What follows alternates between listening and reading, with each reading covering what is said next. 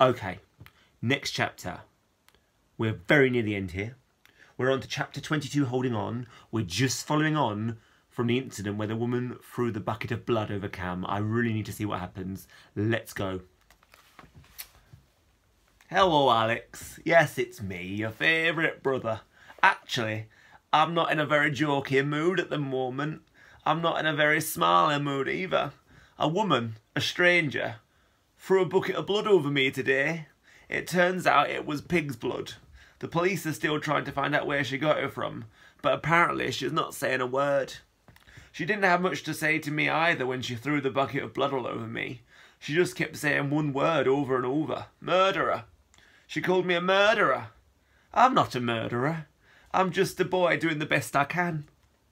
I'm against animal experiments where it isn't necessary, and I think using animals to test cosmetics and perfumes and that sort of stuff is obscene.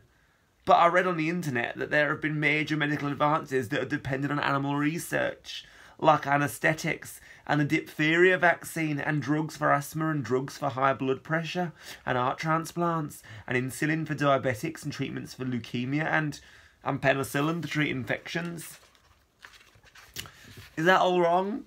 I don't know anymore. I feel I don't know anything anymore. I think of that woman and I can't even hate her. Maybe I will later. Maybe I'm still in shock. I don't know what I would have done if my friends hadn't been there, especially Marlon. We were having such a great time and it all got spoiled because of her, because of me. We'd all been swimming. I used to be quite good at swimming before I caught the viral infection that started all this. We played daredevil dive. That's where you have to dive to the bottom of the deep end and then come back up and race to the side. I didn't make it to the bottom. I ran out of breath. Marlon usually comes out first when it comes to daredevil dive, but today he came last. Do you know, I've only just realised why. I think he stayed back deliberately to keep an eye on me. I wonder why I didn't realise that at the time. So here I am, clean again. I swallowed some of the blood that woman threw at me. My mouth was open and it went in my mouth and ran down my throat. I was as sick as a pig afterwards. But how do I know all that stuff is out of my stomach? The doctors tried to reassure me that I only swallowed a minute quantity, and because I was sick immediately afterwards, it's very unlikely that any was left in my system. But how can they know for sure? I had a shower when I got home, a shower that lasted for an hour and a half. I let the water run into my mouth and down my throat. I don't think I should have done that. Shower water isn't the same as tap water, but I couldn't help it. I can still taste that foul stuff in my mouth. I've used up a brand new tube of toothpaste, brushing my teeth for half an hour. I'm all clean again, so why do I still feel so dirty? Why do I feel as if I'm holding on by my fingertips?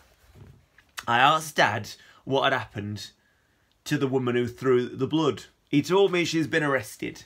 I can't help but wondering where she got the blood from. Dad doesn't know. She wouldn't have killed some poor animal just to throw its blood over me, would she? Anyway, Dad was all for going to the police station first thing in the morning to press assault charges. I must admit, I thought she'd have to have hit me with her bucket to be charged with something like that, but Dad says it's still assault. You should have seen Mum and Dad's faces when I asked them not to press charges against the woman. Even now, I don't know why I did that. Part of it is that I don't want any more fuss. I don't want a big, drawn-out case with my face in the paper every 2 seconds. But it was more than that. I want to prove to everyone, and myself I think, that I'm better than that. Not in a superior stick my nose in the air kind of way, but I've forgiven her.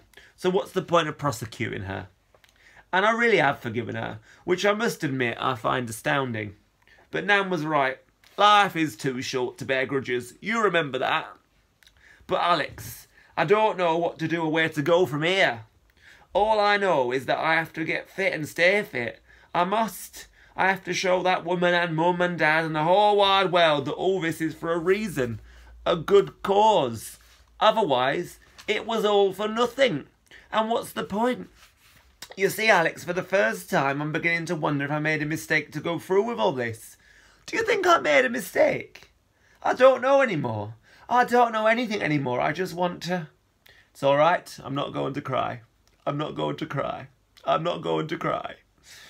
So, another video to Alex, and I think these videos hold a wealth of information. We get so much character from Cam. The big question is, what do you think? Do you think he was right not to press charges? Should he have pressed charges? Do we understand why he didn't press charges? I'm interested also in the final bit. He's not sure he should have had the operation. What are your thoughts on this? We haven't even really discussed this. It's always gone as a given that he did the right thing, but was it? Should he have had the operation? What are your thoughts? I'm really intrigued. Right then, we're going to have chapter 23 next. Very exciting. That'll be our last one for today, but then we'll be wrapping the book up. We've only got 2 more days and 3 more chapters after this one. Let's get on to it.